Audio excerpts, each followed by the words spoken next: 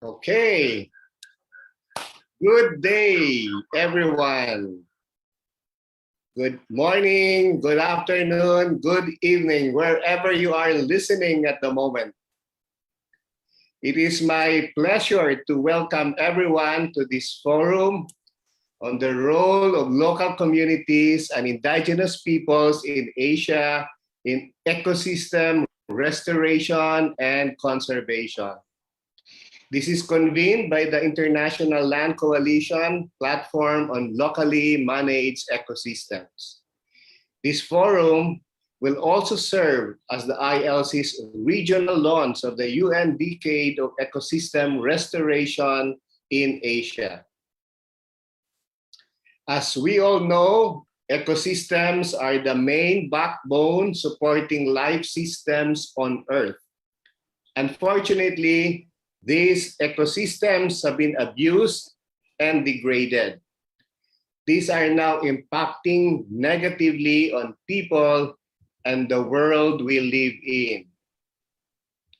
The United Nations Decade on Ecosystem Restoration is intended to prevent, halt, and reverse the degradation of ecosystems worldwide.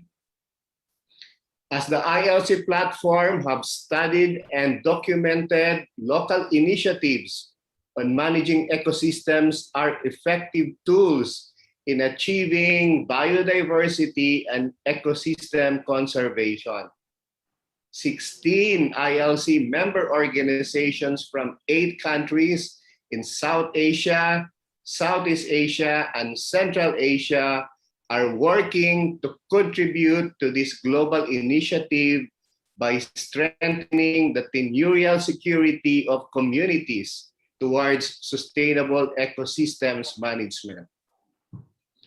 Given the importance and urgency of global action, this virtual event is our response to discuss regional opportunities and potential partnerships to contribute to the implementation of the Global Decade Strategy. We look forward to developing an action plan by the ILC platform members in the respective countries in collaboration with various partners, including the UN Decade Secretariat. We are very fortunate to have with us today a representative from the United Nations Environment Program of the Asia and the Pacific Office to share the background, strategy, and pathways on the UN Decade of Ecosystem Restoration. We have also invited members of the ILC platform coming from the sub-regions to give their perspectives and share their initiatives on ecosystem restoration in their sub-region. A representative of the indigenous peoples and local communities will also share his thoughts on how integral these communities are to ecosystem restoration. I will introduce each one of them later in the program. Finally, we are also hopeful that you will be able to share with us your thoughts on this global initiative. We have at the moment more than 50 participants coming from different countries. We have also allotted about an hour after the presentations for an open discussion. You can also share your ideas or raise your questions using the chat box. Some technical reminders before we proceed. We will be using 2 languages in this forum, English and Russian, done simultaneously. So you can select the language of your choice. Just click on the globe icon and select your language. Remember to mute your microphone if you're not speaking. And just to inform people, this is a recorded webinar. And hopefully, after the webinar, we will share videos and resources afterwards. So are we ready? Sorry, Royal, can I have 1 second? Уважаемые участники сегодняшнего вебинара, предоставляется перевод на русский язык. Пожалуйста, включите русский язык. Это вот можно найти, можно нажать на значок глобуса внизу экрана. Спасибо. Okay, now, Omar. Can I proceed now? Roy, the same for the English speakers, just to remember them to activate the English channel in their... Yes. Yes, because there will be Russian speakers. Okay, yes. Yes, as instructed, you can go to, if you can click on the globe icon, then you can select the language of your choice. Is that okay? So that we are all connected. Thank you. So at this juncture, let me now invite Ms. Khalifa Akhmatova, the Director of the Rural Development Fund, or RDF, to formally welcome all of you to this forum. RDF is an NGO based in Kyrgyzstan and currently acts as the host organization of the ILC CBI6 platform for Asia. Ladies and gentlemen, Ms. Khalifa Akhmatova. Thank you, Dr. Royal. Dear colleagues, ladies, gentlemen, colleagues, good day. First of all, let me extend my warm welcome to participants of today's online event dedicated to the regional launch of the UN Decade for Ecosystem Restoration in Asia. And on behalf of the International Land Coalition Platform for Local Managed Ecosystem, to thank you all of our participants, especially the representatives of donor organizations, for their time. I am sure that this webinar dedicated to discussing issues, initiative on ecosystem restoration will make a valuable contribution through concrete solutions in this direction. As Mr. Moderator, Dr. Royal has already mentioned, the purpose of this online event is to inform the launch of the UN Decade and to discuss regional opportunities and potential partnership. To meeting is an opportunity to exchange our views and build a dialogue with partners on ecosystem restoration in line with the needs of Asian members and the global sustainable development goals. Please let me briefly inform you about our platform. Thank you, Umut. I see already my first slide. Thank you, please. Second slide. Ecosystem have provided Asia's rural communities livelihoods for centuries. These communities produce materials for the rest of the world population. Yet, it's ironic that the communities are the ones facing poverty and hunger and have no tenure rights over, say, ecosystems.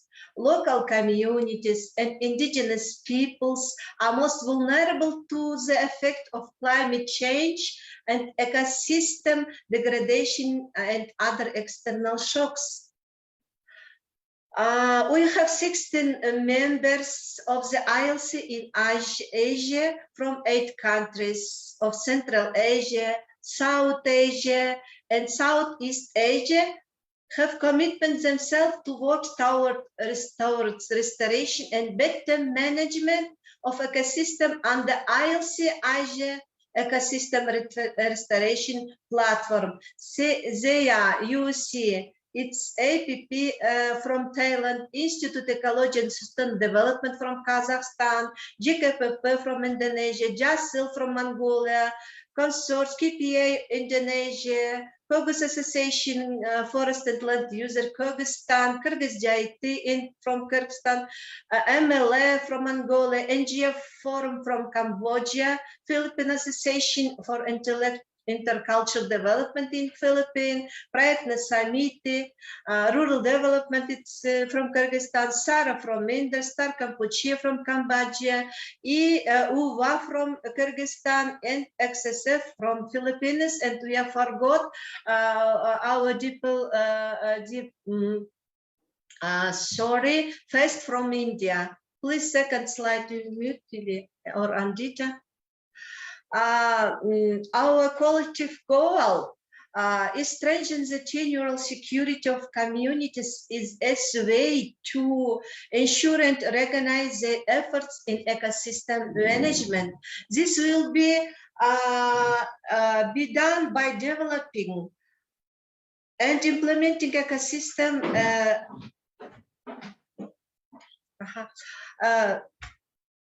sorry. Our collective goal is to strengthen the general security of communities as a way to ensure and recognize their efforts in ecosystem management. This will be done by developing and implementing ecosystem restoration activities, by documenting good practices, and advocating government policies and programs through people-centered and land governance. ILC Asia Ecosystem Restoration Platform is response to increasing economic pressures and the current climate crisis that's threatened our ecosystem. We intend to strengthen tenure, security of communities and managing environmentally sensitive ecosystem. Our platform works on ecosystem restoration by developing and implementing practical ecosystem rehabilitation activities in our region, as well as by documenting, replicating, advocating people-centered and land governance in policies and programs in our respective countries. Through our work, we will address the major issues such as general security of local communities and indigenous peoples, hunger and poverty in the region, directly linked to general insecurity of local communities people, conflicting policy framework at national levels, lack of awareness. Second slide, and our platform focused on rangeland and forest ecosystem of Central Asia, forest ecosystem of South and Southeast Asia, and the Mekong sub-region. Dear participants of today's webinar, I am convinced that our today's meeting and today's dialogue will be a good start for our cooperation and achieve our goal of ecosystem restoration. I wish you fruitful work and active participation. Thank you for your attention.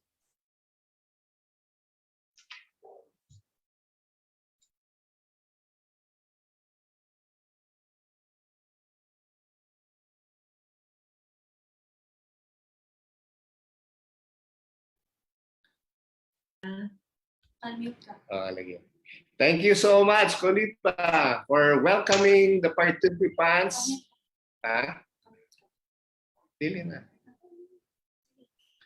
And for providing an overview of the International Land Coalition Platform for Locally Managed Ecosystems in Asia. Yes, 16 members in 8 countries are working collaboratively towards restoration and better management of the ecosystems. And now, allow me to introduce our resource speaker. One of the major objectives of this forum is to inform on the launch of the UN Decade and discuss the regional opportunities and potential partnerships to contribute to the implementation of the Decade strategy. We are very fortunate to have with us Makiko Yashiro of the United Nations Environment Program of the Asia and the Pacific Office. She will share with us the United Nations Decade on Ecosystem Restoration, actions at global and regional level. Ms. Yoshiro, the floor is yours. Thank you very much. And thank you for the opportunity to present at this important meeting. I'm Makiko Yashiro, and I work as a regional coordinator for ecosystem management at UNEP's regional office for Asia and the Pacific, and based in Bangkok. And it is indeed my pleasure to present an overview of the UN Decade on Ecosystem Restoration. And I'm presenting this on behalf of our core team who works on the UN Decade, based in our headquarters in Nairobi, Kenya. Next slide, please. So as you may know, the UN General Assembly has designated the years 2021 through 2030 as the Decade on Ecosystem Restoration. And the goal of the UN Decade is to prevent, stop, and reverse the continued degradation and loss of ecosystems, cutting across all ecosystem types, including forests, grasslands, croplands, wetlands, savannas, and other terrestrial to inland water ecosystems, as well as marine and coastal ecosystems and urban environments. So the focus of your work is very much central to the work under the UN Decade.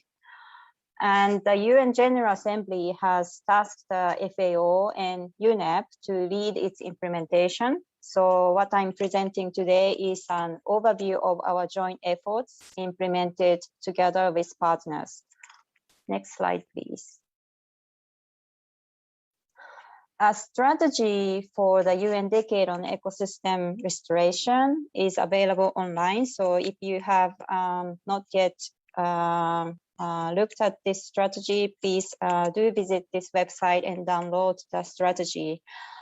And this strategy was developed through the global open and inclusive consultation process that took place in 2019 and 2020, and will guide the implementation of the UN Decade by all stakeholders in a spirit of partnership, inclusiveness, and joint coordinated action. Next slide, please. So very briefly, three main pathways identified and outlined in the strategy are: first, building a global movement, and this is achieved through, for example, raising awareness, increasing support towards investing in restoration efforts, shifting behaviors, showcasing economic returns from restoration, and supporting a decentralized global movement towards ecosystem restoration efforts. And the second pathway focuses on increasing political will at all levels, from the global to local levels. And this is achieved through assisting societal leaders to champion ecosystem restoration, developing policies and legislation to promote restoration, facilitating cross-sectoral dialogues and collaboration, and redirecting subsidies to support conservation and restoration efforts. And the third important pathway is focused on building the technical capacity to plan and implement restoration at scale. And this is achieved through building capacity to design and implement restoration initiatives, undertaking long-term scientific research, synthesizing lessons learned from existing restoration initiatives. And importantly, I'd like to highlight that the strategy also talks very much about the need for building capacity to integrate indigenous knowledge and traditional practices into ecosystem restoration initiatives, and also the capacity to apply free, prior, and informed consent in ecosystem restoration initiatives. So these are very important issues for your work, are very much central to the contents and the pathways that are outlined in the strategy. Next slide, please. And in order to create a truly global movement, we need to share the best practices and lessons learned even further. And this is what the UN Decade also focuses on, and to make sure good guidance is available for all types of ecosystems in all national and local contexts. Next slide, please. And to support the compilation and sharing of good practices on restoration efforts, a task force has been set up, and this is led by FAO, Food and Agriculture Organization of the UN, but with participation of 85 members from 32 different organizations. And this task force is currently gathering information on what is already available and will carry out a capacity needs assessment to really identify key gaps in our knowledge and in the availability of and access to relevant information. And the task force will also set up a hub where we can help share good practices. So if you have any good guidelines or lessons learned on ecosystem restoration in your national or local languages, then please do share those material with us so that we can make them available to others.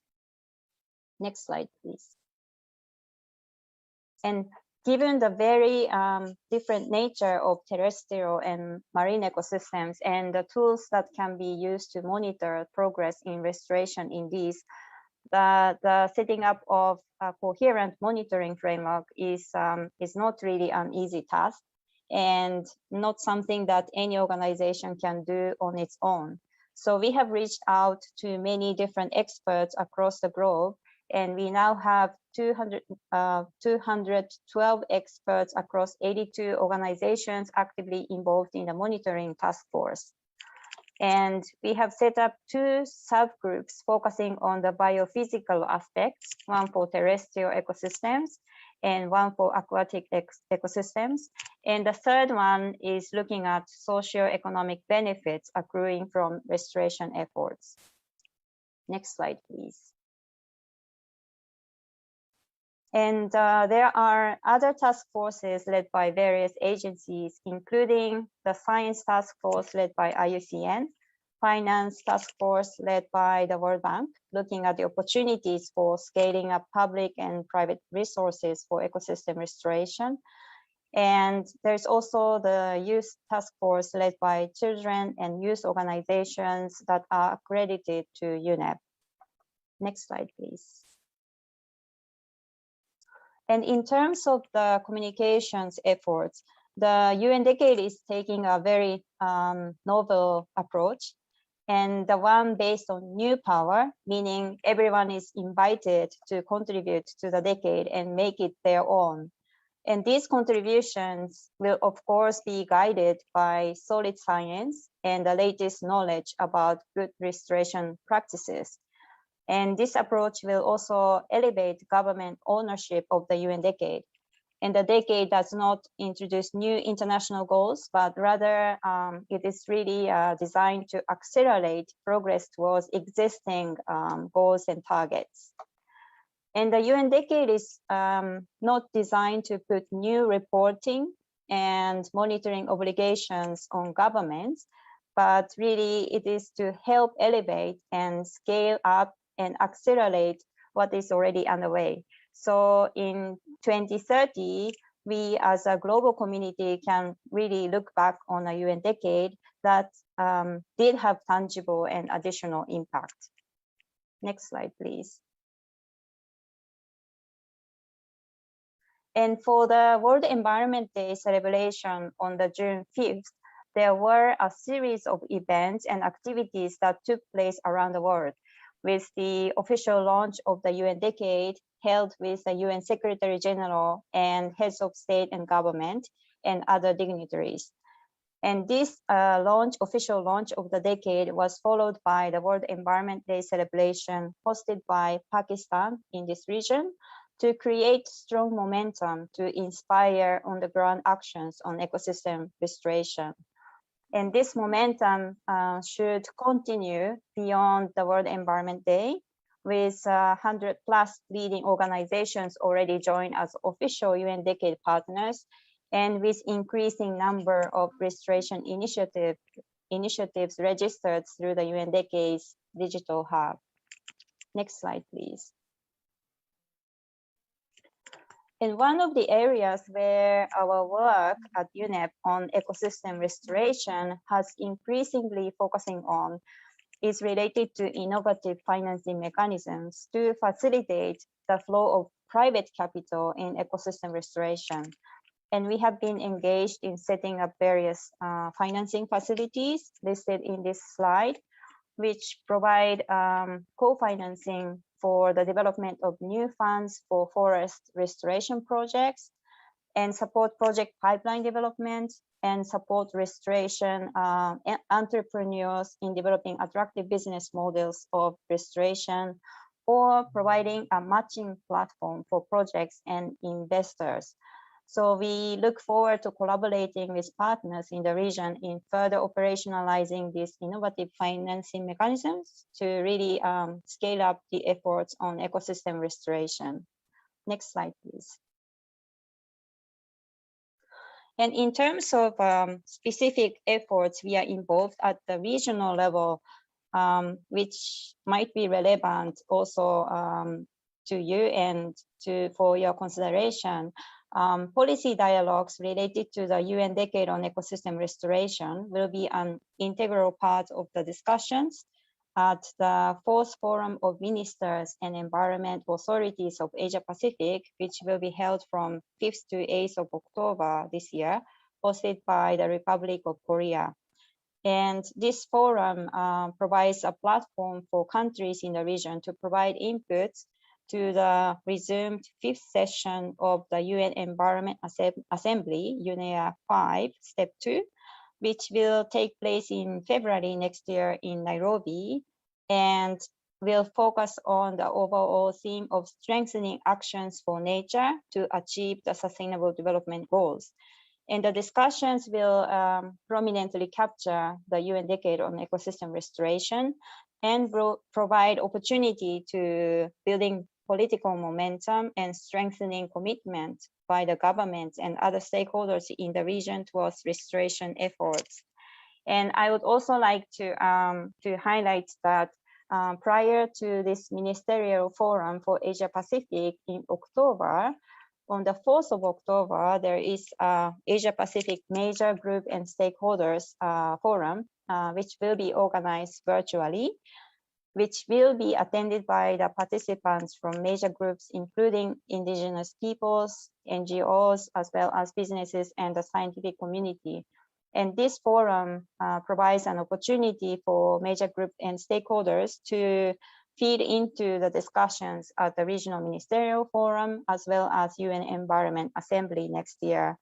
So please stay tuned for the further details for this forum. And we are also supporting restoration efforts at the national level, particularly in Pakistan as the host of this year's World Environment Day. And together with our partners, are compiling success stories on restoration efforts in the country, developing a training package on ecosystem restoration, and undertaking communications campaigns. So as I mentioned earlier, if you have any good practices or the lessons learned that you are able to share with us for wider dissemination in the region and beyond, please do contact us and share that important information. Next slide, please.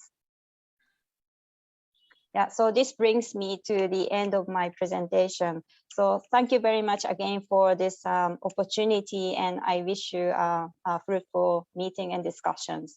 Thank you. Thank you so much, Ms. Yashiro. I think our members will have a lot of documentation to share with you regarding this sustainable management of ecosystems. After sharing the background, strategy, and pathways of the UN Decade of Ecosystem Restoration, you may have some comments, clarifications, or questions to ask. We can allot a few minutes, maybe 2 to 3 questions. Kindly just raise your hand if you want to share. Anybody? Or maybe later on you can type your questions.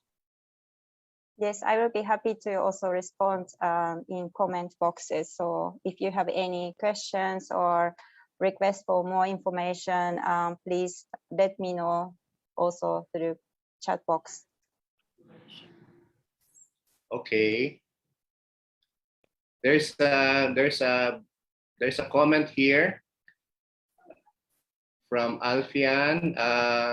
Looking at the list of coalition members, I did not see any governmental established task forces or ministries. I would say this is crucial to include them, as in many cases, policies or regulations made by the authority kind of hindering involvement and participation of local communities to contribute to the restoration efforts. Any comment on that, Ms. Yashiro? Yes, thank you very much for this comment. In fact, UN Decade on Ecosystem Restoration is really driven and owned by the governments, because this has been mandated through the resolution adopted at the UN General Assembly. So I'd like to say that the government stakeholders are in the driver's seat for really scaling up the efforts on ecosystem restoration under the UN Decade. So in each country, the governments are really encouraged to take actions and to collaborate with relevant stakeholders to scale up their efforts on ecosystem restoration. And the fact that our Asia Pacific Ministerial Forum will very much also focus on highlighting different initiatives and efforts that are ongoing in countries in the region. And the ministers from countries in the region are the ones who are going to talk about the efforts that are ongoing in their own countries under the framework of the UN Decade on Ecosystem Restoration. So I'd like to note here that the governmental sector is definitely in a driver's seat in implementing the UN Decade on Ecosystem Restoration.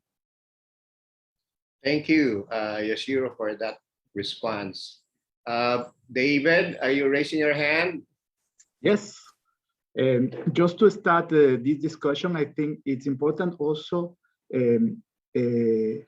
Makiko, to understand what is the approach to restoration that the decade has chosen. When I was reading the strategy of the decade, and I bring this question because it was a question from our other regional dialogues on the ecosystem restoration, when organizations are afraid of continuing the traditional approach to restoration, which is mainly forestation.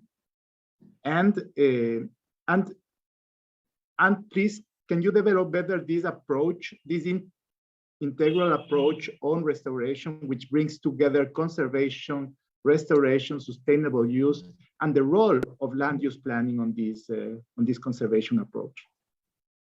Yes. So thank you very much for this important comment. And certainly the strategy doesn't really clarify what approach should be taken in terms of the restoration. But you might have seen in the annexes, there are different examples of the approaches or actions that can be considered and can be adopted in different contexts under the framework of the UN Decade on Ecosystem Restoration. And I think what works best really depends on the local context and the needs also. So there will be many different the varieties of approaches that are adapted in different regions and based on the local context. But certainly, I think I would say I personally think that this integrated approach is very much a core for the success for the restoration efforts. And I think if there are very good examples on this integrated approach leading to the successful restoration efforts on the ground, then certainly those are the kind of the initiatives that we would really like to disseminate and share across the regions as successful good practices. So yes, please do also share information about those initiatives with us. Okay, thank you so much. Anybody else who would want to ask or clarify some points?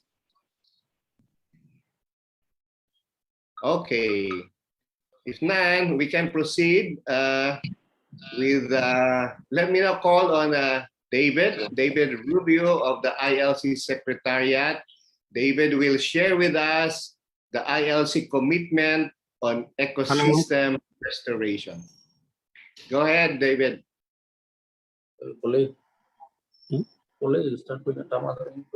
Okay, can you see my screen? Yes? Yes, we see your screen. Okay. Thank you for the great presentation of the UN Decade. What I will do is just to highlight what are the commitments that the ILC adopted to be accepted as part of the implementing partners of the UN Decade on ecosystem restoration. These are very, very broad commitments that what we try to do is just put at the service of the UN Decade all the work, platforms, and actions that the ILC is already taking, which can be, or maybe, or are related to ecosystem restoration, conservation, or sustainable ecosystem use. So, we know that there's the widespread recognition that land rights are playing a key role in adapting to climate change, reversing land degradation, and restoring ecosystems. So we as ILC, of course, are aiming to realize people-centered land governance, and particularly what has been the main interest and approach that choose the ILC by joining this international effort is promoting people-centered approaches to conservation and restoration. Our members agreed already together as one of our 10 commitments as coalition. We have focused one focus on enable the role of local land user in territorial and ecosystems management.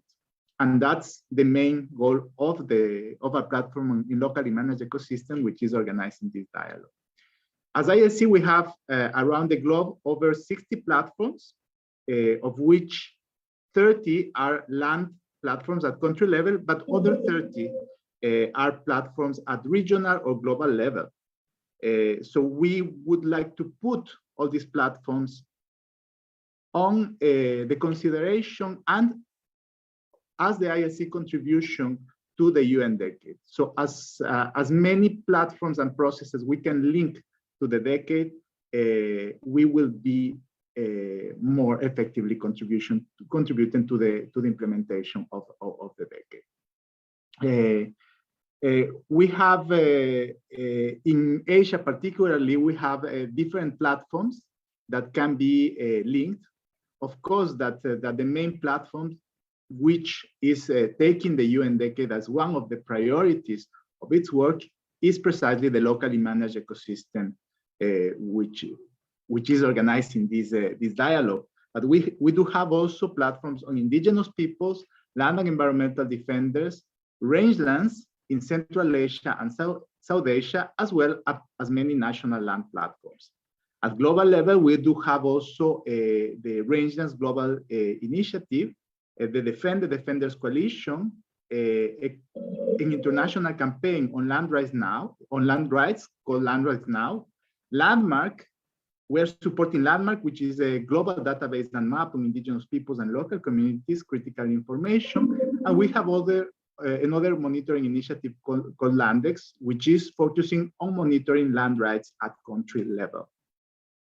So all of these set of platforms is what the ILC put into consideration of the Decade partners as the processes that we would like to have linked to the Decade. The ILC committed in the different pathways, and in the first pathway related to the building of a global movement, as indicators, the ILC is offering to at least 7 of these ILC-supported thematic platforms and initiatives will be connected to the Decade on Ecosystem Restoration.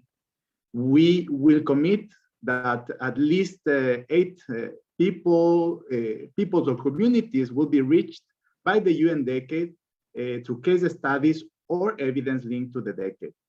And we also committed to have at least 10 concrete restoration actions or sustainable community land use plans supported or facilitated by these platforms.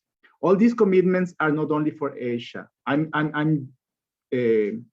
just showing you the commitments that the ILC proposed to the UN Decade Partnership as our global commitments.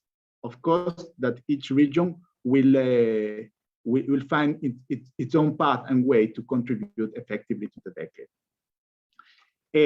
On the second pathway, related to political incidents, we do have these national land platforms that we call national engagement strategies, which can be also platforms, strategies, and a set of actions that can be effectively linked to the Decade.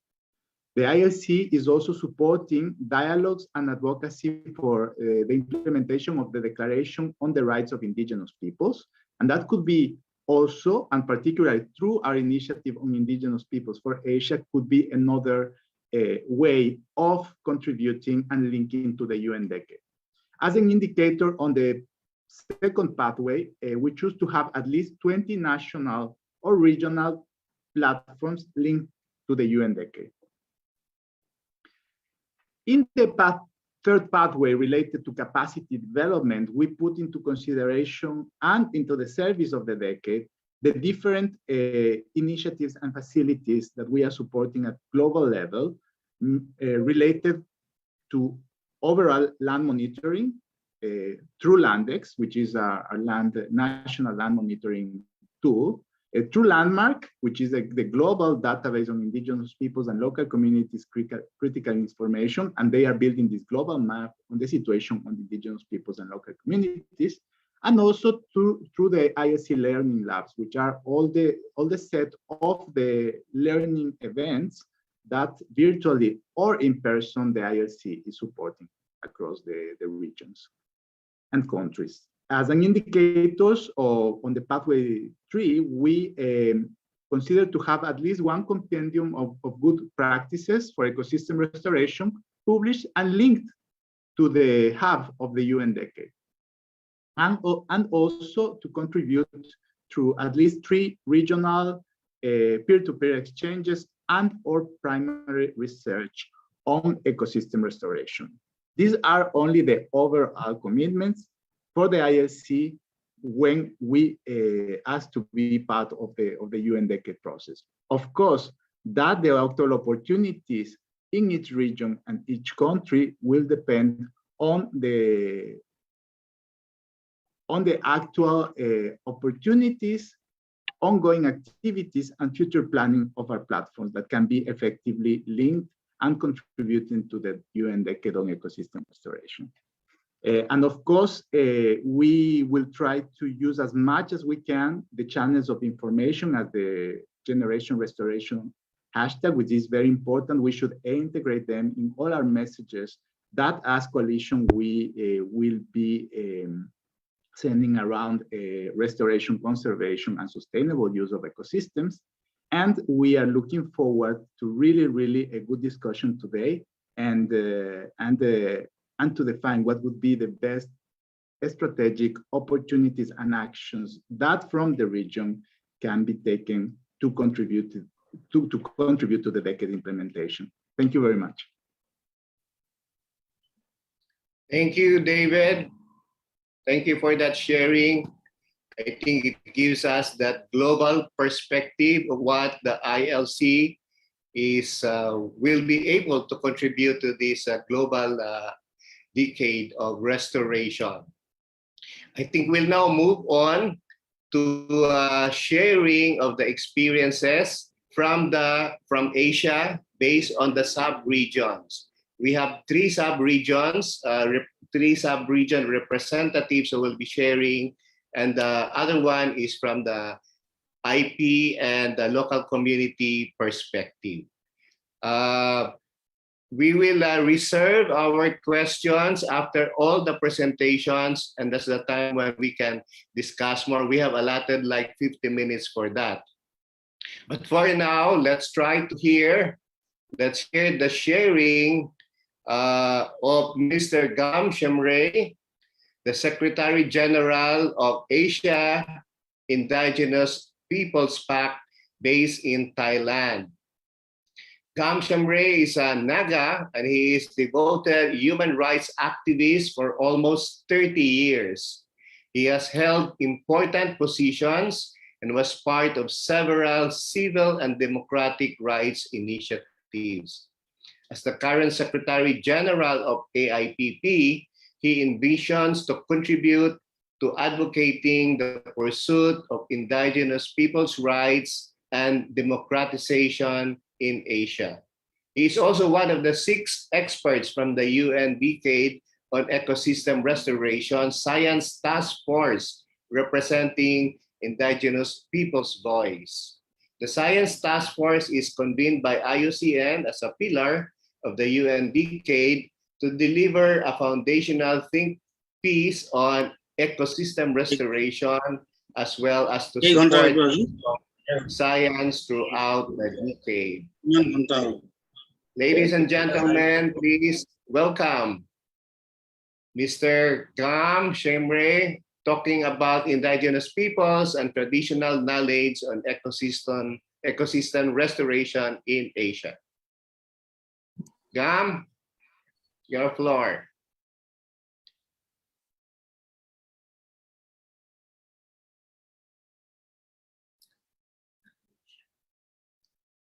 Gam?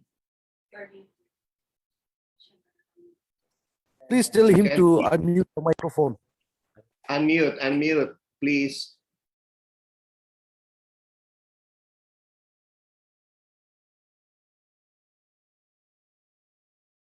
Gam, are you okay now?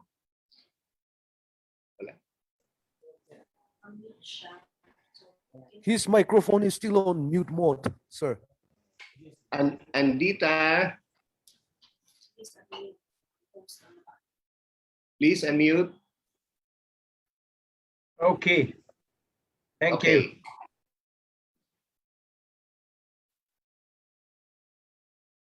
Yeah, thank you, Royal. And I will be presenting on enabling conditions, which is a very crucial aspect of it. And in the science task force that I am in, this is one of the focus area that I'm trying to contribute. And this is going to be very crucial for indigenous and local communities, as well as for the success of the ecosystem restoration globally speaking. But our documents are not ready yet. It is still work in progress. So I'm just giving you some key point, one key message that I'm focusing on. Now, to begin with is to say that indigenous peoples and local communities are integral part of the ecosystem restoration. Why this is? Because, for example, if you look at the data in Asia, approximately these 411 indigenous peoples living across the biodiversity-rich area in Asia. And then further 37.8% of the region is traditionally managed by indigenous peoples and communities. And out of these, 30% of the region comes under recognized lands, but vast majority of these recognized lands belong to China. So if you remove China, actually the rest of the lands and territories of indigenous peoples and communities is just 1.8 So the rest of the land remains unrecognized. Secondly, just to give you a brief information on the global data, it is estimated that approximately 1.8 billion people live on 44% of the Earth's terrestrial area, which are identified to be important areas for conservation and restoration. Additionally, there are 300 million people who inhabit the tropical forest area that is targeted for restoration. And further also is that 1.6 billion people live near forests. So it has some relationship to this aspect of ecosystem restoration. So what you will see is that vast majority of the land of this planet is inhabited by indigenous peoples and local communities that are targeted for conservation and restoration.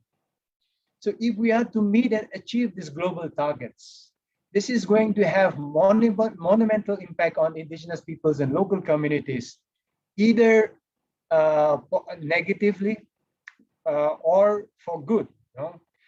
So in this, how to convert this into positive actions that benefits the indigenous peoples and local communities is very crucial, and that is where this issue of enabling conditions becomes very important. Now, what at least that I'm saying is that if this is to be successful, then we must begin by understanding the political, social, and economic conditions and processes that are there and how decisions are made regarding these issues when we talk about ecosystem restoration. Without that understanding, it will have lots of negative consequences to the local people. And then based on that, we must design a restoration action that is inclusive and responds to local perceptions and demonstrates how restoration can meet local needs. This is to say that indigenous and local communities have to be placed at the center and have to be recognized as the agency that will be the drivers in this ecosystem restoration initiative, without which the design and approach is likely to fail. And that's where Makiko also was saying that at least the emphasis is there on the local needs. And I think that is what is the important message. Now, then what are the key motivating factors coming to this? We know that tenure rights provides a foundation for local governance, stewardship of land and natural resources. So this is going to be absolutely crucial for tenure rights to be recognized. And in Asia, only 1.8% is recognized.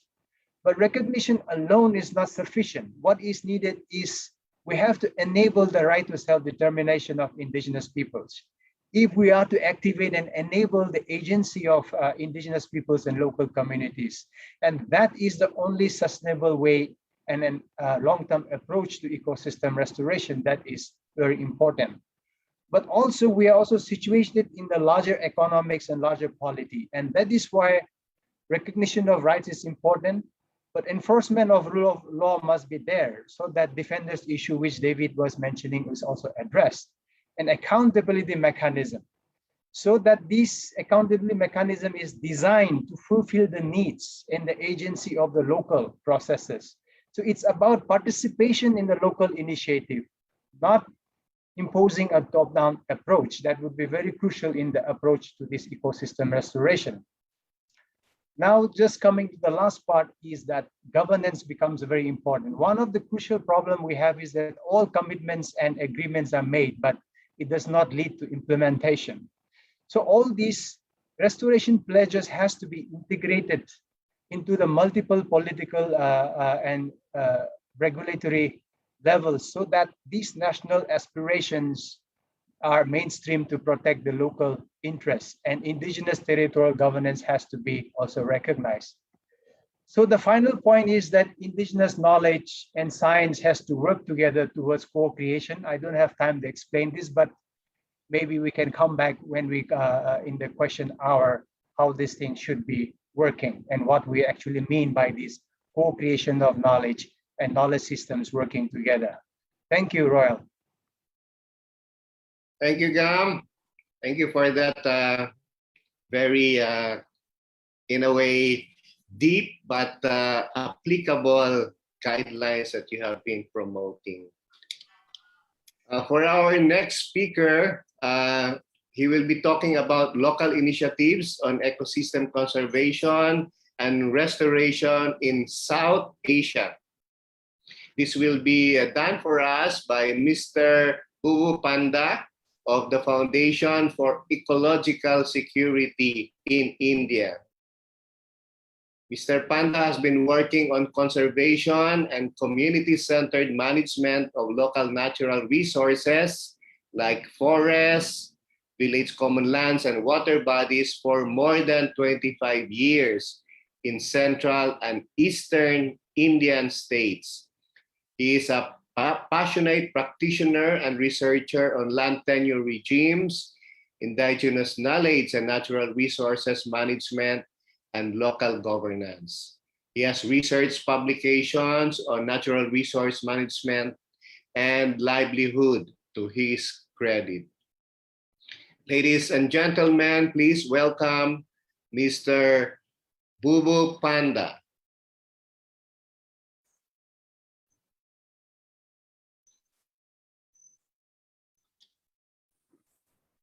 Thank you, Dr. Royal.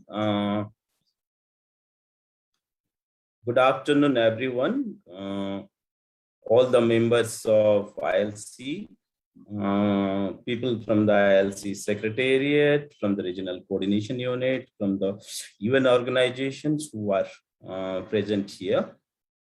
I'll be talking about certain experiences from India, especially on the forest resource systems and how regeneration of forest resource systems has benefited local communities, and most of whom are indigenous people. In India, indigenous people are called Adivasis or tribals. Constitutionally, they are called scheduled tribes. Scheduled meaning the certain people are listed in a schedule of the Constitution of India. So I'll be focusing on the restoration, conservation, and management by the local communities in of common lands, mostly common lands in India. Next slide, please.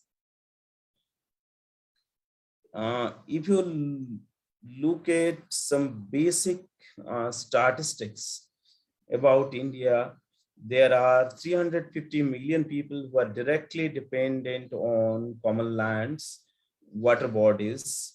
They are under different names in different states of the country, but the dependence on common lands is mostly by the indigenous communities, by the poor within a village, and women. These are the three categories of people who are mostly dependent on the common lands across the country. They provide a safety net as well as the critical inputs for agriculture and livestock production systems. If one estimate tells that the common lands in India provides around $5 billion to poor households. It varies from 7% to 22% depending on the state you are in. As we know, they act as a buffer zones and their biodiversity reach as well. Next, please. Next slide, please. These lands perform basically 4 different functions and in a way strengthen and enrich the rural livelihoods. They, first of all, they maintain certain critical ecosystems, especially catchment areas of major rivers, lakes, glaciation areas. They provide the much needed nutrients for farming, be it soil nutrients, moisture, retention capacities, increased biodiversity leading to availability of humus in the soil. These common lands are binding factors across India.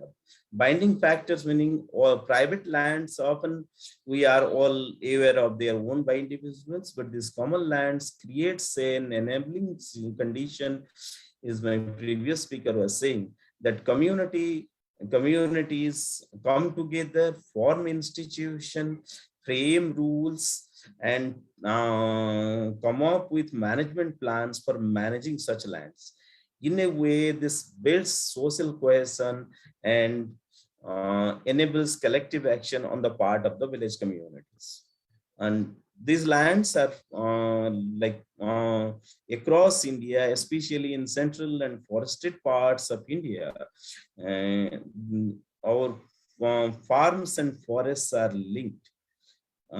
These are primarily dryland areas where water bodies, water sources coming from the forests, nutrients coming from the forested areas helps in farming, and say most of them are small farmers.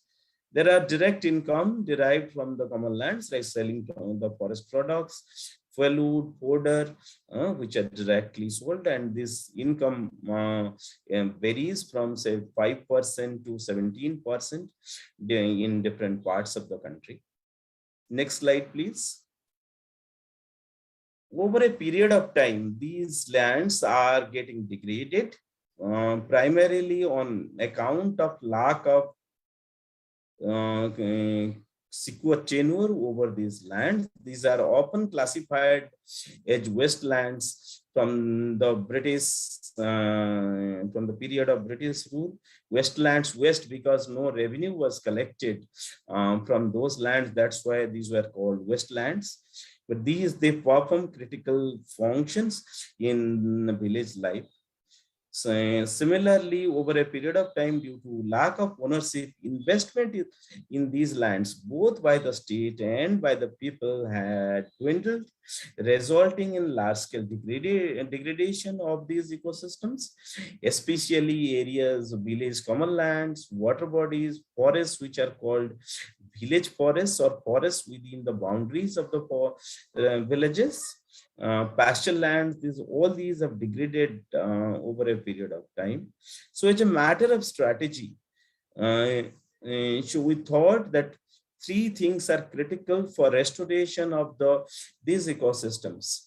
There has to be secure community land rights using different provisions of different laws.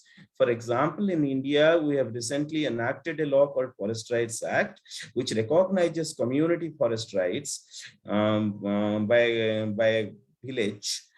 Similarly, there are other laws which recognizes tenancy rights or community rights over common lands.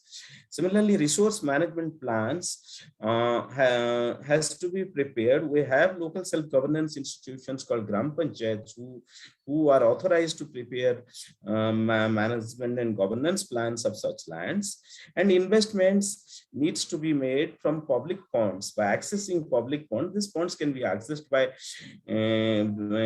various institutions. There are provisions relating to that. One of the major program is called National Rural Employment Guarantee Act, which focuses on creating rural infrastructure and sustainable livelihoods.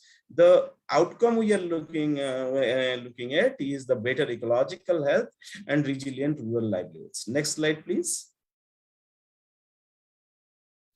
Given the time, I will not go into the details.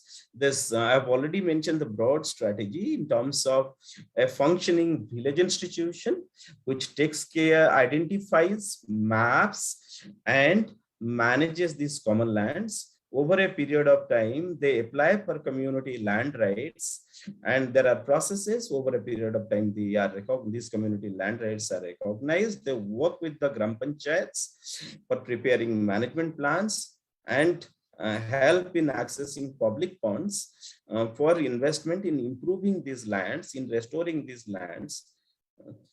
In the past decade, we have been able to, it's more than a decade, say around 13 years, we have been able to work with village communities in 9 different states of the country, where village communities, local NGOs, people's networks came together to restore around 5.9 million acres of land, benefiting 9 million indigenous people.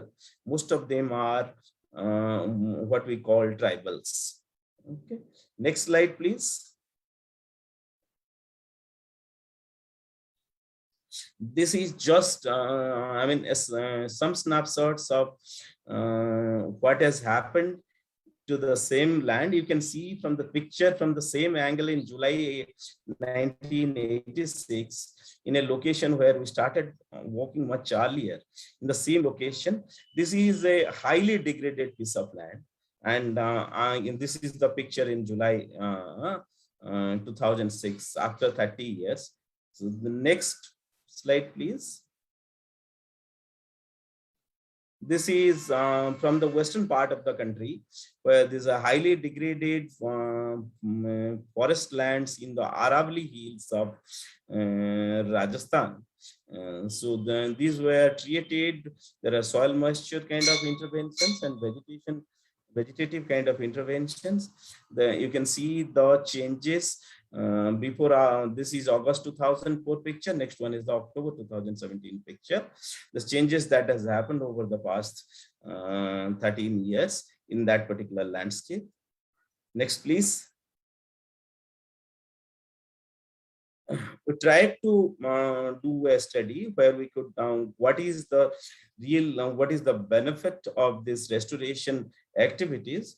One of the biggest is that the biomass availability for the indigenous people, for the local communities, has increased 2.6 times. Biomass availability includes grass, timber, small timber, firewood, fodder. Carbon stock has also improved. Soil organic carbon has also improved during the period. These were carried out. This study was carried out in 6 different locations in 3 different states of the country.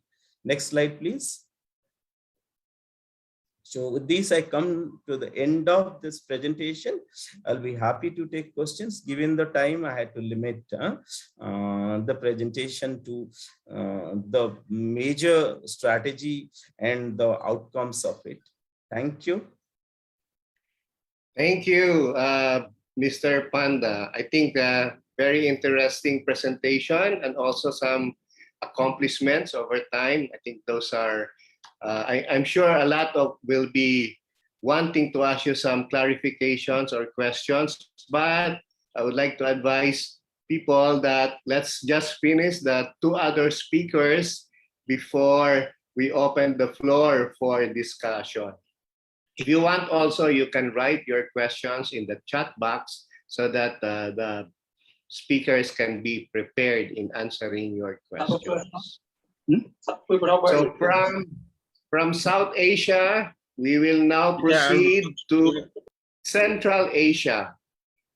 And Dr. Coralay Karibaiba of IESD will share that with us, their experiences on mountain and rangeland ecosystems conservation and restoration by local communities in Central Asia.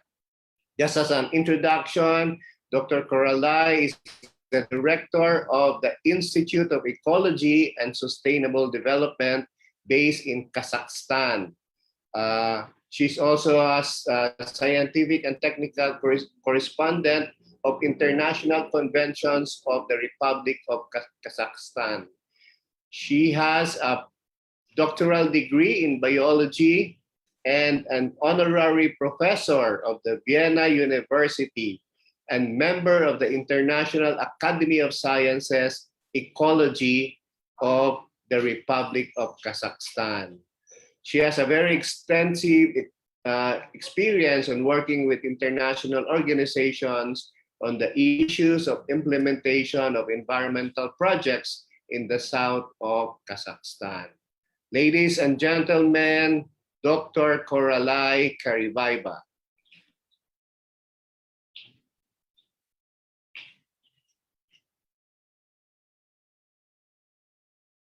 I question some of them. I have a question regarding David's. Dr. Coralay?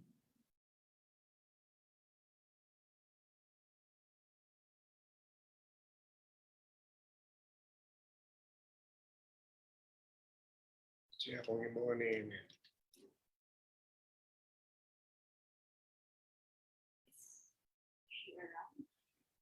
Dr. Coralay, are you around?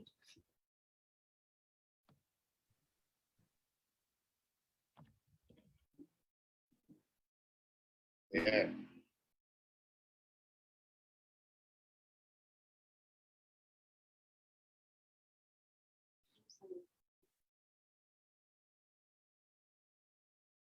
Needs help switching straight for Yeah. Andita, can you assist Dr. Coralay?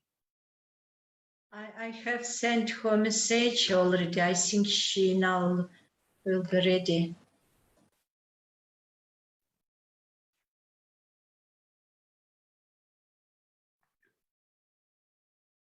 Perhaps we can pass to the next one so we give time to. Okay, is that okay? Okay, so we go now to Southeast Asia. We have Dewi Sutejo. She will be discussing with us their project on advocating locally managed forest ecosystem. Ms. Dewi has a Master of Science and Fisheries and Marine, Coastal and Marine Resources Management, and an active member of RCICCA, Southeast Asia, in the documentation theme. Ms. Dewi is a Deputy Director of Jaringan Kerja Pemetaan Partisipatif, or JKPP. In English, it's Indonesia Community Mapping Networks, which is a consortium of more than 200 members, consists of NGOs, people's organizations, peasants organizations, and even individuals who are concerned in participatory mapping, movement, and spatial community management issues. Until now, JKPP and its members have carried out participative mapping covering a total area of 14.5 million hectares. That's a lot. Ladies and gentlemen, please welcome Ms. Dewi. Thank you, Pak Roel. It's correct. You can spell Jaringan Kerja Pemetaan Partisipatif, and I'm happy for that. Thank you very much. Yeah, good afternoon, everyone. A greeting from Indonesia. I would like to share a little bit more about our experience, how to advocating locally managed forest ecosystem in Southeast Asia. Next slide, please.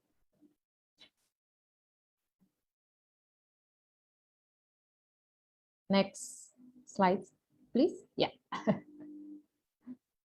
Sorry, 1 second. Okay. Yeah. I would like to start with the map in the first slide, and I would like also correct the total amount of the community mapping that have been achieved by JKPP. Pak Roel said is 14 million. It's already increased, Pak Roel. Until now, it's 17 million. Wow. Yeah. The next slide, there is a map. Yes. So I would like to brief information about the situation of the IPs, local communities, and forests in Indonesia with this map. So this is the participatory mapping in Indonesia that JKPP and with the members networks have carried out participative mapping covering total with more than 17 million hectare, and from that total 12 million hectare is IP's territory and the rest is local community. And then based on the data, actually more than 70% is overlap with the state forest. And then more than 30% is overlap with the constitution, but the data is still need to update. So I think it's more than that, And then the fact is many areas of high biodiversity are conserved and managed in sustainable way by IPs and local community. But in other fact, actually, many of sacred forests managed by the IPs actually is overlapping with the, for example, Indonesia is national park, so it's overlapping with the state of forest. It's also similar, I think, in Philippine case that more than 145 million hectare of legally recognized protected area by IPs is overlap with the core zones of the state of forest. And then for the situation of the policy in policy context, actually in Indonesia, there's no specific directly recognize the IPs and local community conserve area. But we have once policy, a constitutional court in 2013 who declared that customary forest claim governed managed by IPs are not the state forest, but the policy itself is quite hard, so the implementation is still sluggish. The next slide, please. So what we have done on the network, actually, because the JKPP is part of the member of working group ICCA Indonesia, we call WGII, working group ICCA Indonesia. The network has been supporting and advocating for ICCA for last 10 years, actually. So there's three main activities that we work together as a network. First is for the registering the ICCA, or we call in this even is locally managed ecosystem. So we do the documentation and mapping. So there is a spatial and social data with the mapping, and we are working together with the community to do that. And then there is a registration international level. We have like a module or guideline for registration, and now we are preparing for the international ICCA registration. And then for the second, for sustainable territory of life, since we are a network in Southeast Asia, actually there's a learning network between the communities, among the communities and the group. And there is a community empowerment. Since our members, for example, Indonesia, there is NTFP who working hard on the empowerment, especially to develop local potential in ICCA area. And then the third is defending territory of life. This is work on lobby and advocacy, national and international. So all the data we upload in the portal we call tanahkita.id in Indonesia, and Philippines also have the ICCI.ph. Yes, you can searching on the portal. So we all input the regularly the data, spatial and social, to that portal. So it seems also as the portal itself is as a navigator, or we can monitor how large the achievement of the implementation policy. We can also say to the government that you not achieve many targets. So it's quite helpful to monitor. Next slide, please. Yeah, so why is documentation an important part in Indonesia? Yeah, because the documentation is captured more in depth of the information aspect of the conservation values, governance, sustainable management of natural resources, biodiversity, ecosystem, even the challenge and threat. And then documentation help to verify on subject and object in the management of the natural resource, for example, in customary area and local community area. And also it's help to acceleration the verification, register and integrate with the national policy, for example, in Indonesia. And actually the ICCA Indonesia, working group ICCA Indonesia, is working hard to make sure the contribution for the OECM is IG target 11. Next. Yeah, so this is the map of a distribution map of ICCA in Southeast Asia. In Indonesia, we already have 102 spot of ICCA have been registered with total 460,000 hectare. And then there is a indicative on map on potential of ICCA Indonesia. It's around 2.9 million. And then in Philippines, there is a 22 spot ICCA have been documented and upload in the portal. And then in Malaysia, there is a 12 spot ICCA have been documented. And in Myanmar, there is a 5 spot, but there's also others data, but not included in here. And then in Vietnam, there is no data in this map, but they are working hard on verify 40 spot of the ICCA to be verified. So why there is no data in this map? Because they still process to verify the data. Next. Yeah, this is the example of the ICCA map. One eyepiece. This is Laurel with eyepiece Ngata Lindu in Central Sulawesi. It's a, and then if you see this, the map is overlap with the core zone of National Park, Lorelindu National Park. So there is, we put the local name in the map. So there is a name of Bongata Totua, Suaka Lambara, Suaka Todea, dan Suaka Wiata. For example, for Suaka Wiata, it's protected by community because they put it like a sacred area to be protected, and someone who enter is must with permission. This is the one example of the ICCA map that produced by Working Group ICCA in Indonesia. Next. So yeah, this is the map of the distribution map of participatory mapping pit cares village. Actually, this is one example that JKPP work or collaboration with the Peatlands and Mangrove Restoration Agency Indonesia. The Peatland and Mangrove Restoration Agency is established when the Jokowi, our president, is elected. So since 2016 until now, JKPP collaboration with the agency to do the participatory mapping for developing the village book profile. So the village book profile is in Indonesia actually as one reference for the planning and restoration. So in this kind of the book profile, they are as a reference to make the planning, and also where the priority peatland area to be restored, for example, and then to as a reference to make the local regulation we call Perdes. The message that I would like to deliver from the map actually.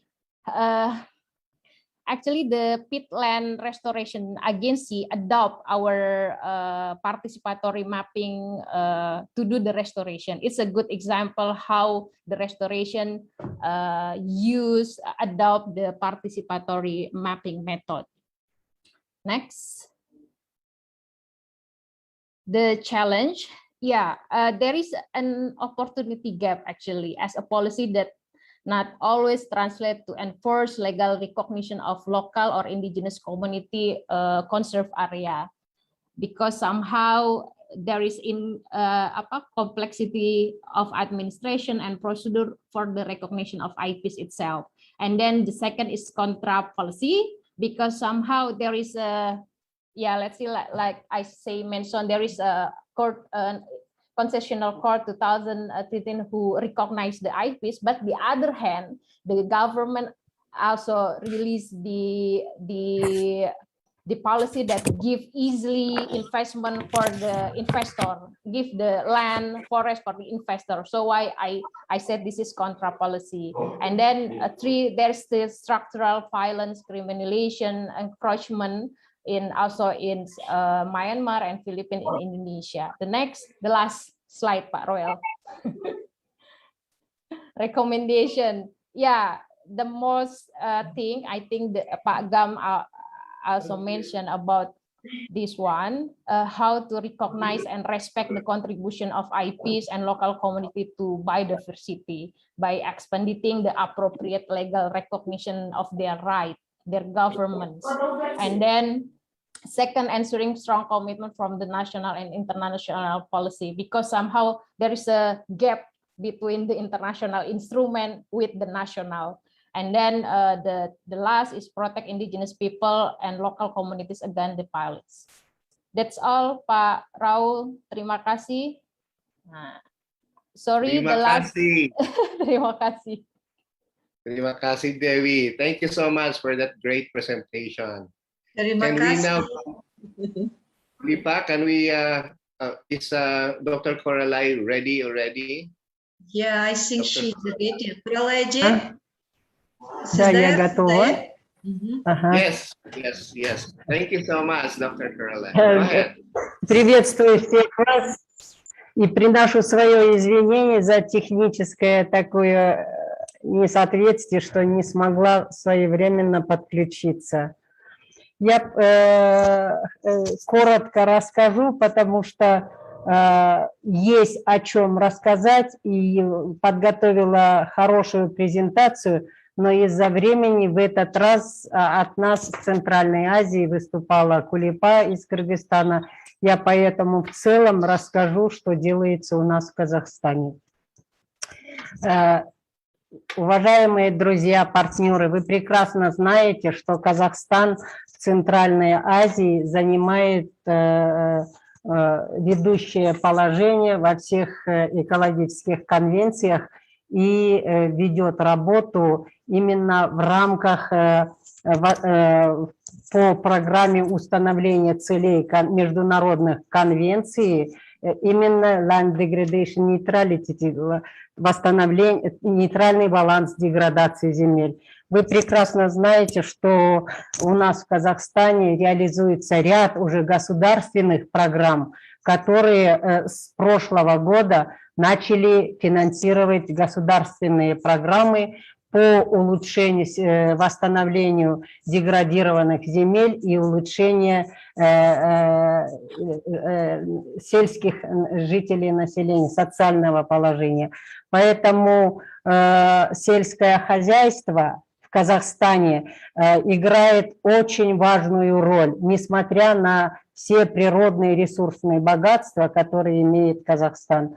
И притом где-то 49% населения проживает именно в сельской местности.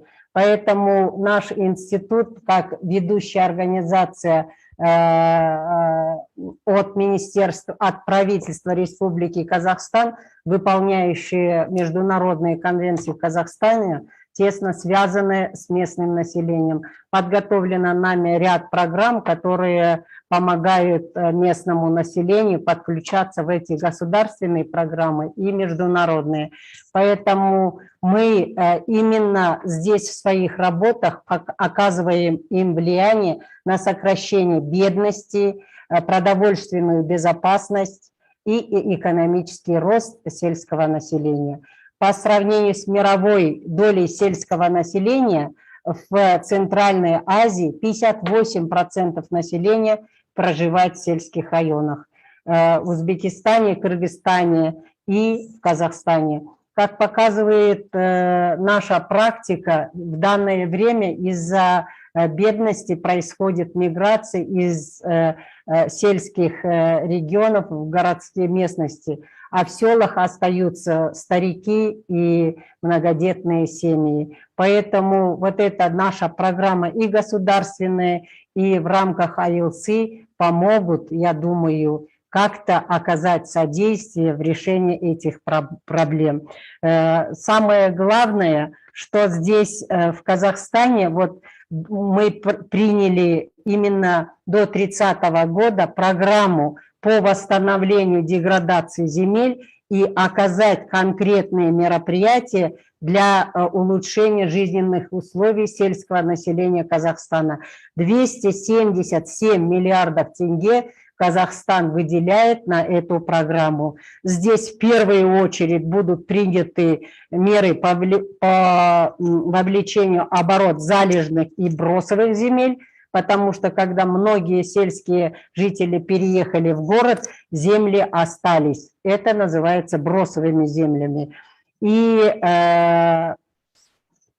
также восстановление, улучшение плодородия почв в этих деградированных землях и для поддержания водных объектов в надлежащем состоянии будет увеличена лесистость и восстановление пастбищных угодий.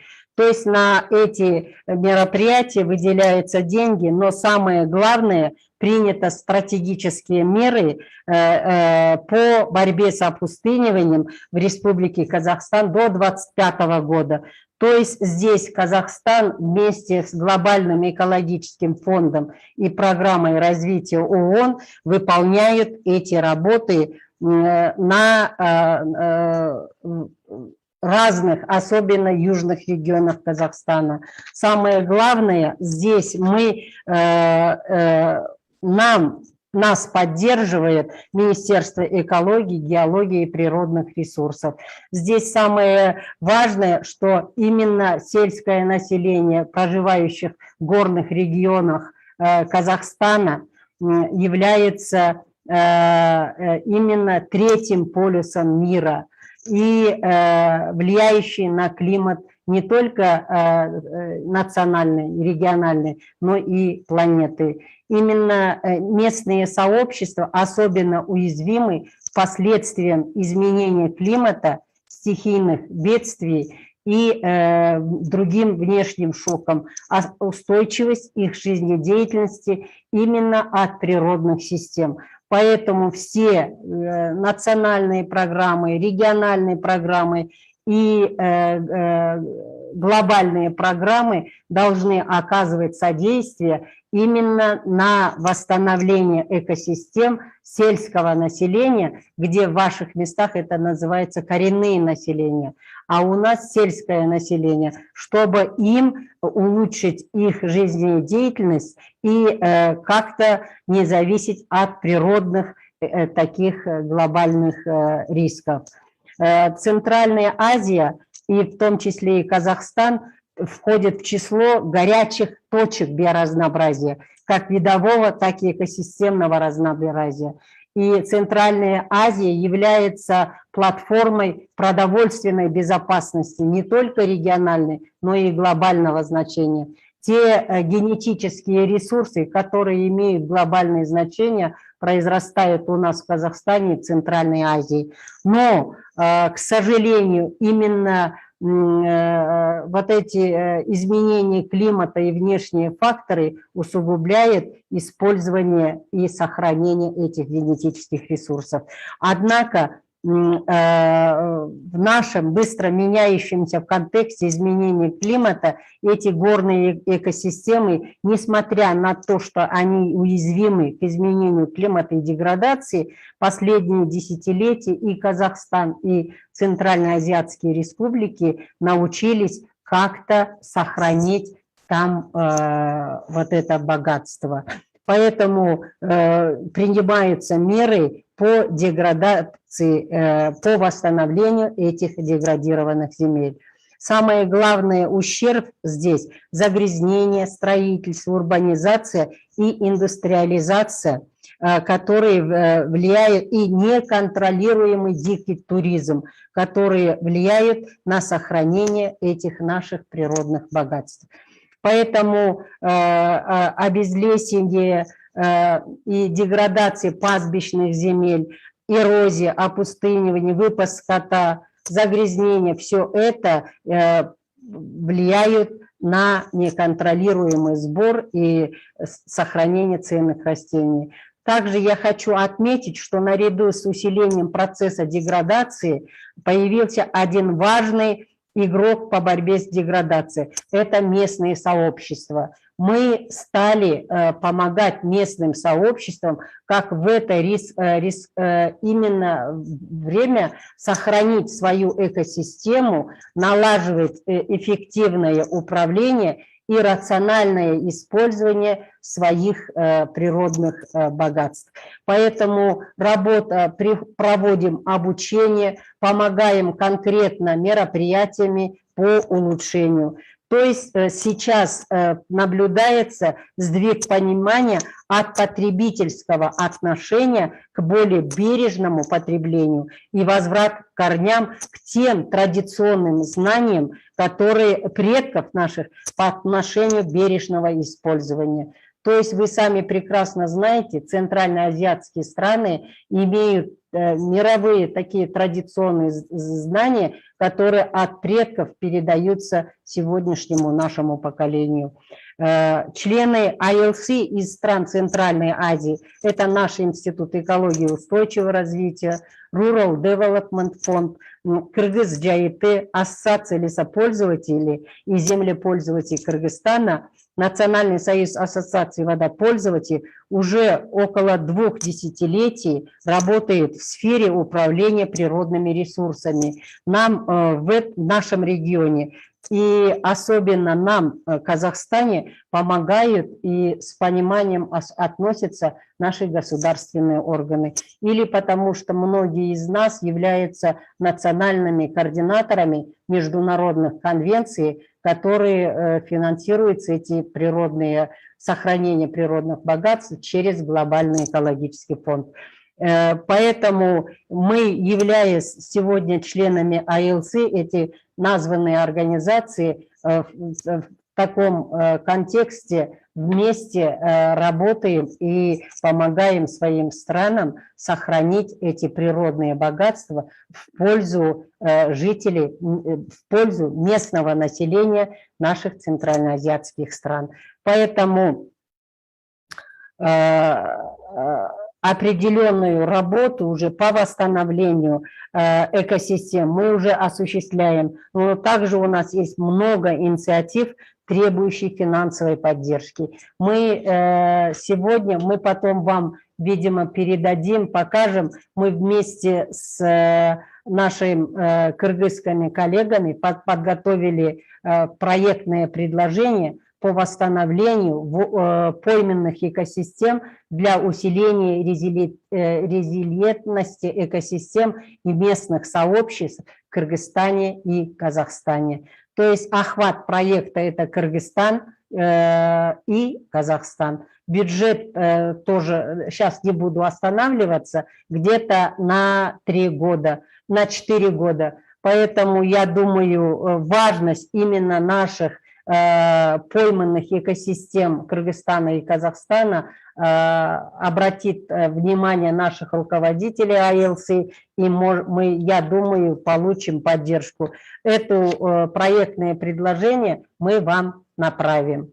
Хотела поблагодарить вас всех, что выслушали, и, конечно, очень коротко, время очень отпущено маленькое, 5 минут, потому что я подготовила и от нашего министерства, от правительства вам поздравительную поддержку, письмо, что Казахстан всегда поддерживает такие инициативы в пользу сохранения своих природных богатств. Поэтому хочу поблагодарить вас всех, и в тесном контакте в будущем мы начнем реальную работу по восстановлению наших экосистем в пользу улучшения жизненных условий местного сельского населения Центральной Азии. Спасибо. Если будут вопросы... Thank you, Dr. Corralai. I think in terms of information sharing, we will try to do that as well. So this, as mentioned earlier, is being recorded, and hopefully once we are able to synthesize all this, we can also share with you this information. So Thank even the questions, I think, can also be shared with you, and the presentation materials of those who presented already. Okay. At this time, let me just request everybody to give a virtual applause for the very nice presentations of our resource persons. Thank you so much. Thank you. Okay, we have a few questions here in the chat box. The first one is actually coming from Senate Beck, but I think that has already been answered also by David. David, would you just give a few points on that? Yes, no, the question was related to if the ILC is proposing to open new platforms, particularly national platforms on ecosystems restoration that would be duplicating the work of NES, and the answer is no. What we do propose is connect the national engagement strategies and other national platforms supported by the ILC and national processes on the different initiatives happening around the platform supported by the ILC, those to be connected to the UN Decade. So the idea is not opening new processes, but put into the service of the decade all the ongoing platforms, actions, and strategies that the ILC has in place. Thank you, David. Senate Beck, I hope that answered your question.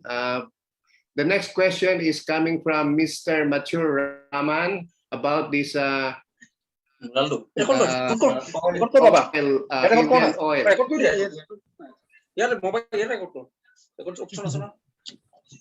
Next question.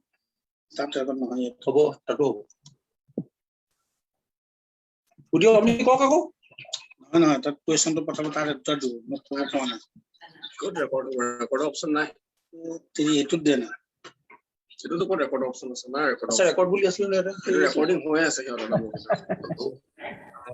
Hello, Mr. Raman. You can ask your question, Mr. Raman. You can ask your question. Ask your question. Hello. Okay. Maybe we can go to. I am from Assam. Yeah. State of Assam. Go ahead. The Indian state.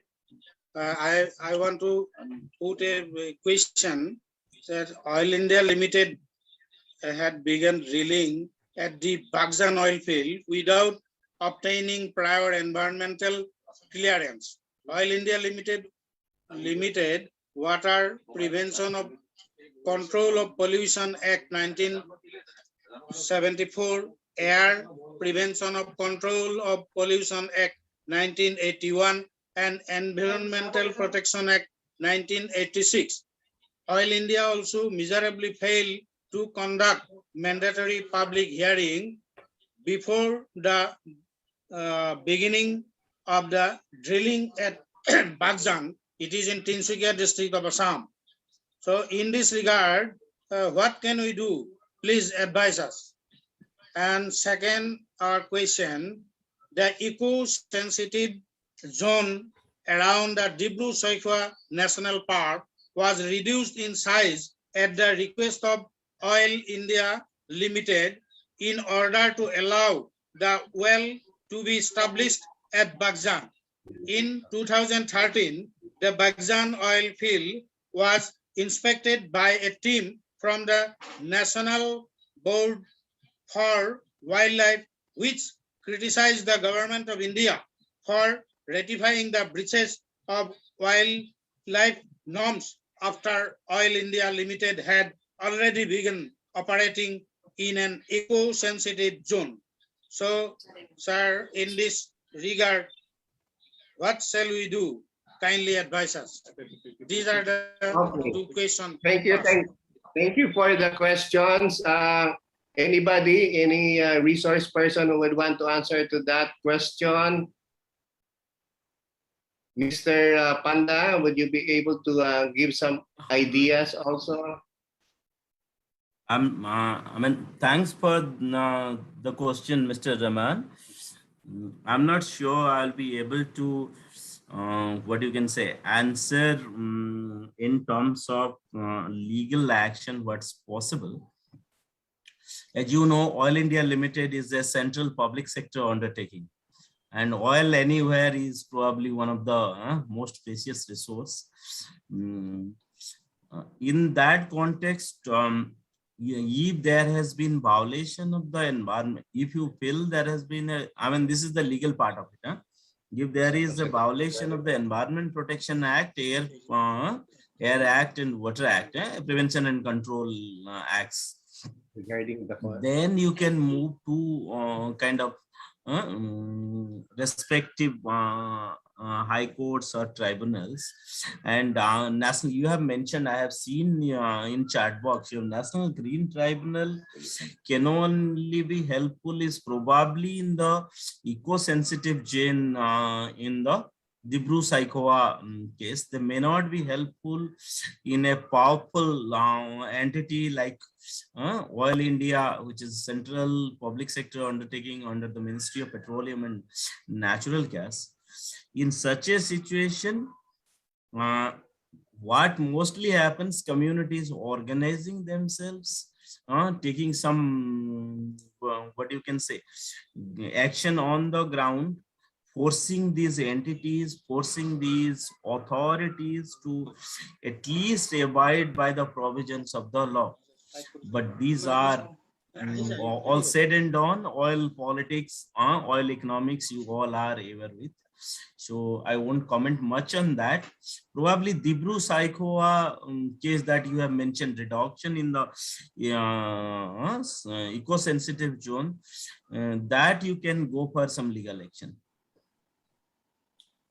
Thank you, Mr. Panda Bubo. Thank you so much. There's another question here addressed to Dewi. This is coming from Mutmaina Adenan, related to the legal recognition of indigenous people.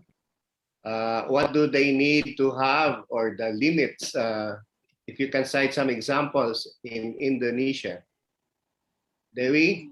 Yes, yeah, Pak Royal. There is a question from Mutmaina. Yeah, I think based on our experience, actually.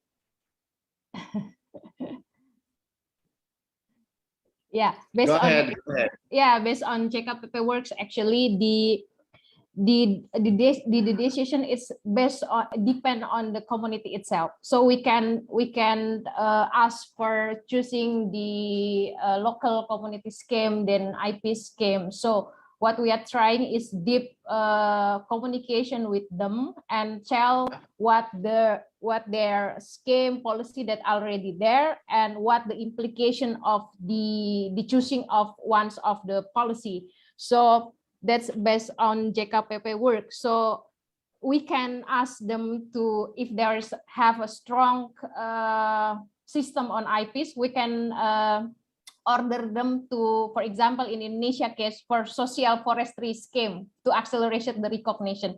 So it's depend on the community itself and IPs. So we talk deep with them. This for the Mutmaina. I hope it's answered the question. Okay, I think there's another question for you. From Dewi. Alfian from. Yes. For Alfian. That's yes. Go ahead. Yeah. Can you answer that also? Yeah, as I explained before in the slide, that's our the challenge that we are faced is whether many kind of the IPs is overlapping with the forest area. I would like to say that we keep moving. We keep on work with community to do the documentation and keep on mapping. And there is lobby and advocacy in local and national government, because it's depend the policy itself. So never stop to work with the grassroots in the grassroots level with the community to do the mapping. Don't stop to keep on lobbying to try many kind of opportunities from the policy that we have. I think that's all. Yeah, there's a similar question from Rona Korn, three ganon, about how do you resolve conflicts, considering that there are overlaps?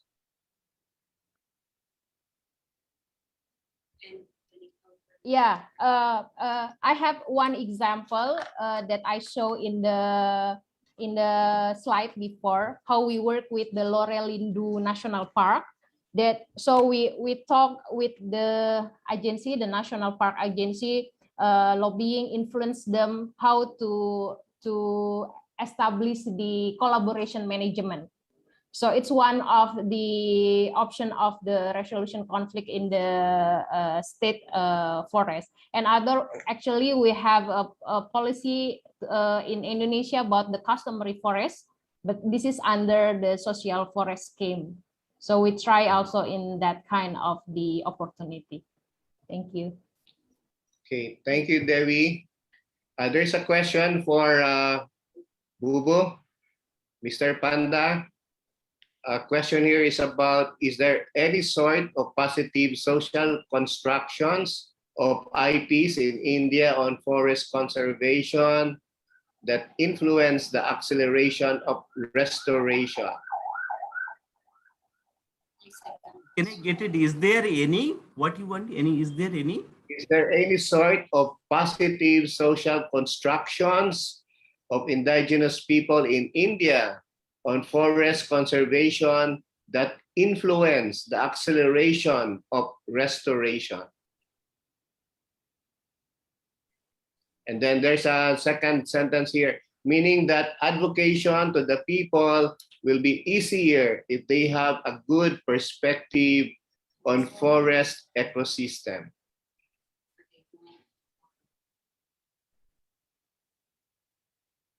I'm not sure whether I got the question correctly. All I can say ki, there are two legal frameworks that govern natural resources management in India, especially in the regions inhabited by the indigenous people. One is what we called popularly known as PESA, Panchayat's extension to the Scheduled Areas Act. This is applicable to all parts of India except for the northeastern states. So in all the parts of India, the panchayats or the local governance institutions are the owner manager of the forests and other natural resources. They can say no to, say, even to mining. The consent of the Gram Sabha is mandatory in these areas. This act was in 1986. This was further strengthened by a Supreme Court judgment popularly known as Samatha judgment, where the user agency or anything who want to say exploit a natural resource that they want to extract from a region, they have to take the consent. And in terms of experiences and cases, there are good number of cases who use these provisions of the law and Samatha judgment. One famous case was mining of bauxite in Niyamgiri Hills by Vedanta Limited. Vedanta is, as you know, is a multinational company. So that's one. There are good number of cases where these provisions, legal provisions, were used, and what you can say, rights of indigenous people were protected. In terms of facilitating restoration, this mostly what helps is the there are set of government programs implemented by various government agencies, and especially the agencies which are in India under Ministry of Tribal Affairs or the Tribal Development Department. So they implement a range of programs which helps in the restoration, apart from Forest Department, which is the nodal agency for restoration. But many of us have reservations about Forest Department. The Forest Department comes up with restoration programs which often alienates the indigenous people or tribals in India. Okay. So I don't know whether I have responded to the question correctly. Thank you so much, Bugo. Mr. Aikol has been raising his hand. Sorry, I haven't seen it. Please, Aikol, the floor is yours. Thank you, Dr. Royal. Thank you for interesting presentation. Presenters. I have some question, comments, and suggestions. You know, my English not good.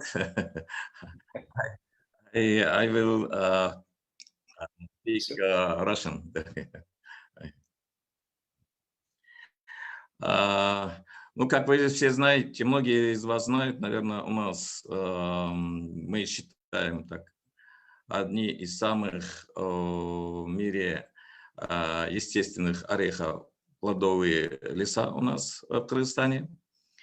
И внутри лесов, орехоплодовых лесов, расположены населенные пункты. И, конечно, многие считают, что давление на леса, на лесные экосистемы оказывается со стороны жителей этих населенных пунктов в лесу. Ну, для того, чтобы как раз принять участие, не принять участие, а участвовать в декаде по восстановлению экосистем, наша ассоциация при поддержке ILC Кыргызстан и ГЭФ ПМГ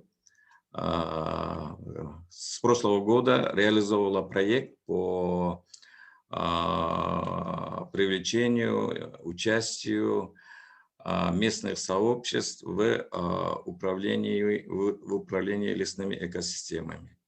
То есть, если раньше лесопользователи в основном со стороны лесопользователей были заинтересованы только экономические аспекты, в рамках этого проекта были в основном включены экологические и социальные аспекты, то есть участие местных сообществ для сохранения и восстановления лесных экосистем.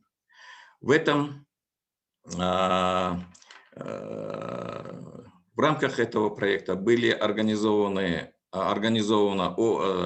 община, джамат, Кугой. Я думал, я хотел до конца это самое, думал, все-таки примет участие как раз вот эта сама община Кугой, но, к сожалению, мне после позвонили, сказали, что там проблемы с связью, они не смогли подключиться.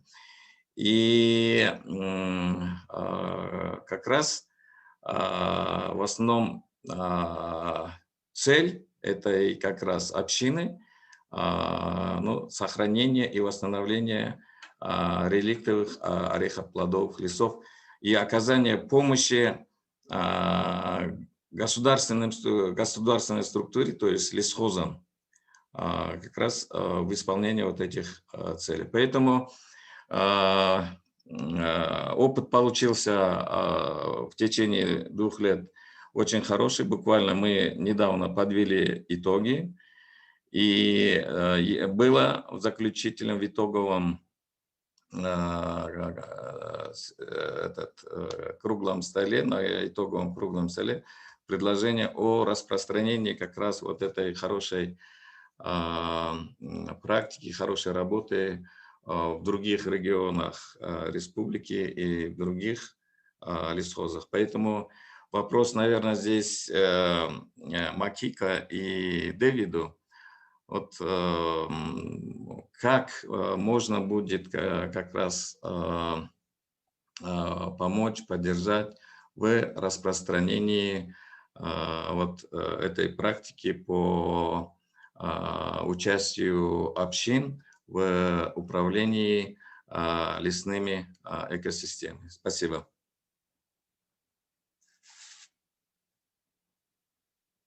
Thank you, Aykul. I think that those are very good comments and suggestions.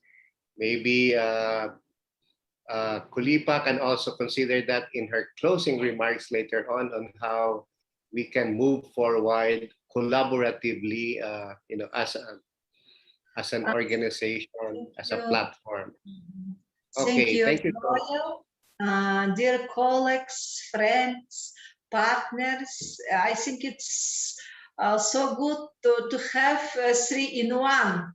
We are lucky. Thank you for your time, your commitment to our team, your contribution. I think we have got a lot of interesting cases, ideas, the possibility of combining some approaches, thinking about the synergy of our efforts in different parts of the world, of the earth, to restore the ecosystem, which is important to restore our chance of human survival. This concludes our webinar. We are open to different ideas and ways to continue the development of this topic. Discussions, exchange of experience and our ideas. I would like to say to all of you, thank you very much. Have a good day, evening, and we will be happy to continue our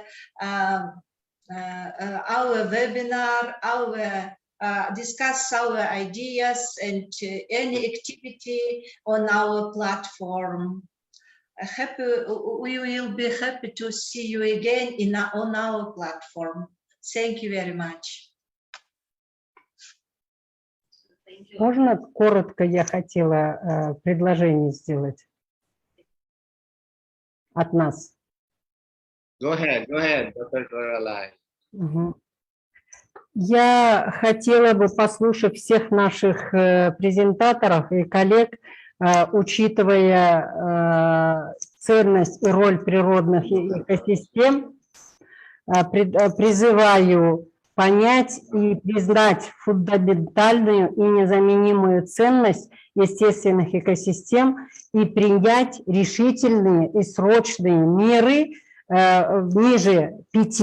Первое. Признать цель по сохранению природных экосистем главнейшим приоритетом человечества, остановить дальнейшее их разрушение через принятие глобального моратория на любое дальнейшее освоение еще не тронутых деятельностью человека территории с международными механизмами поддержки, включая финансирование. Второе. Срочной задачей является содействие широкомасштабному восстановлению естественных лесов, климаторегулирующие функции лесов, связанные со способностью сохранять почвенную влагу и поддерживать континентальный перенос воды, является их основной ценностью, но в порядке, превышающей стоимость древесины. Ненарушенные леса должны быть законодательно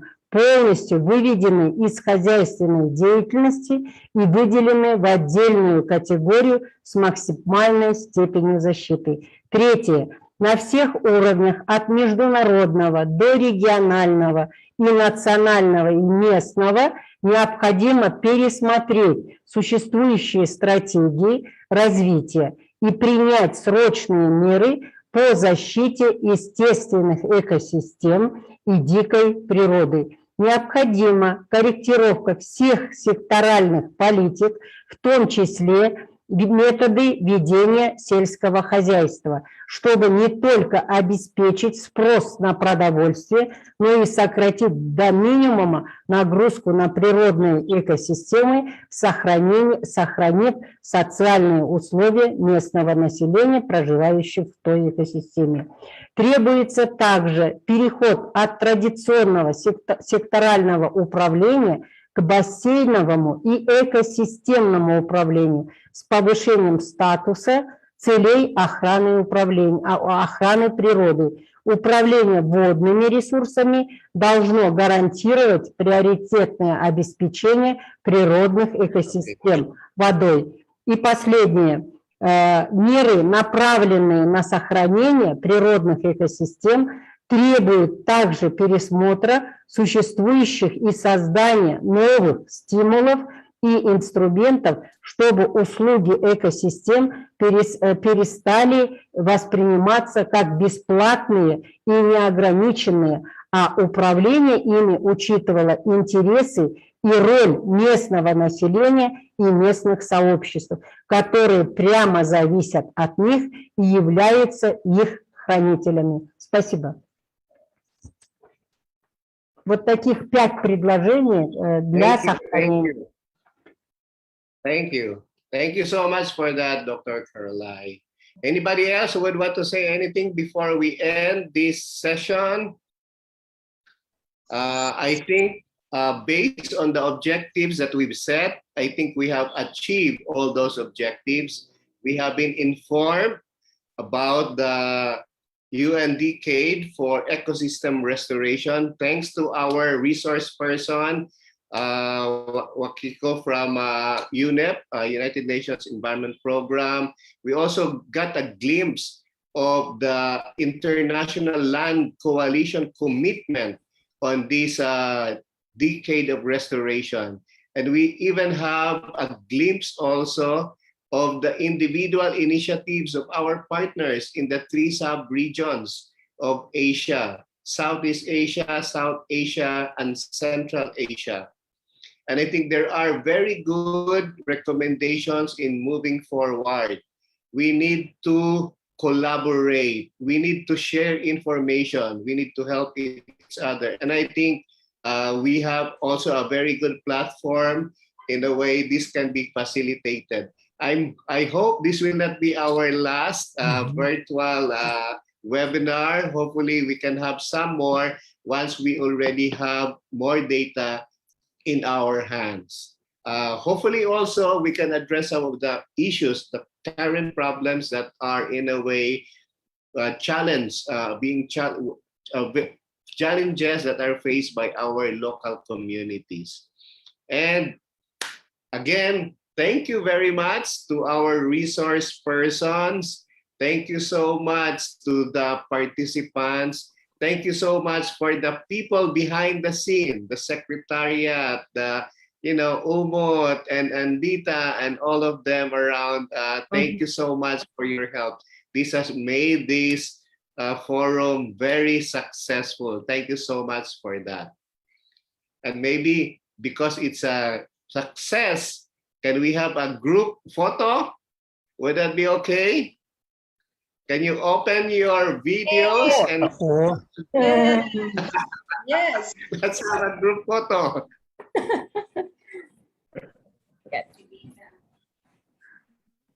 Okay, I will take and the group Dita, photo. will you be doing that for us? So, okay, so please smile. I'm going to take 3 photos, yeah? 1, Okay. 2, 3. Another one. 1, 2, 3. Lastly, because we have 3 slides here. Thank you. 1, 2, 3. Okay, yeah, that's done. Thank you, everyone. Thank you. Thank you. Thank you. Thank you, Amina. Bye. Thank you, everyone. Thank Thank you. you. Thank Bye you. bye.